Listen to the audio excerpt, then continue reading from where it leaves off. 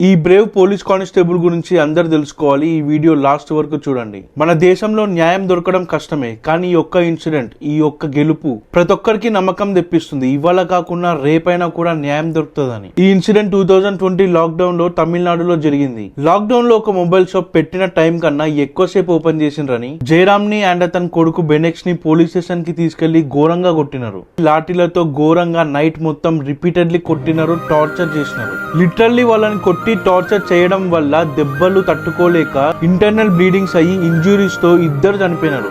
Lockdown వల్ల ఈ case ఎక్కువ బయటికి రాలేదు. కోర్టు ఈ కేసుని సిబిఐకి ఇచ్చింది. ఆ ఇన్సిడెంట్ జరిగినప్పుడు రేవతి అనే పోలీస్ కానిస్టేబుల్ స్టేషన్ లోనే ఉండే.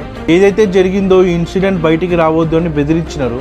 వాళ్ళు సీనియర్ ఆఫీసర్స్ అయినా ఆమెని భయపెట్టినా కూడా భయపడకుండా జరిగింది జరిగినట్టు కోర్టులో స్టేట్మెంట్ ఇచ్చింది. కొట్టడం అయిపోయినాక వాళ్ళ రక్తం మరకలు వాళ్ళతోనే తుడిపించినారంట. ఎంత క్రూయల్ ఇది. స్టేట్మెంట్ ఇచ్చే ముందు తనకి థ్రెటనింగ్ కాల్స్ వచ్చినా కూడా భయపడకుండా ధైర్యంతో న్యాయం గెలవాలని సాక్ష్యం ఇచ్చింది.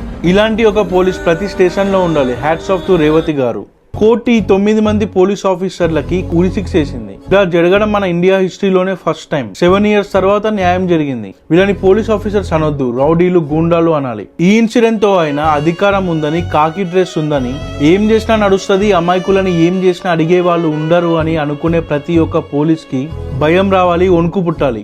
My request to all police officers, ఎవరైనా తప్పు చేస్తే కొట్టే అధికారం కేవలం పోలీసులకే ఉంది. కానీ దయచేసి ఆ అధికారం మిస్యూజ్ చేయకండి. దేవుడు అన్ని చూస్తూనే ఉంటాడు. Please share this video to each and everyone. ఈ ఇన్సిడెంట్ పైన మీ ఒపీనియన్ చెప్పండి. కామెంట్ లో జై హింద్ అని టైప్ చేయండి.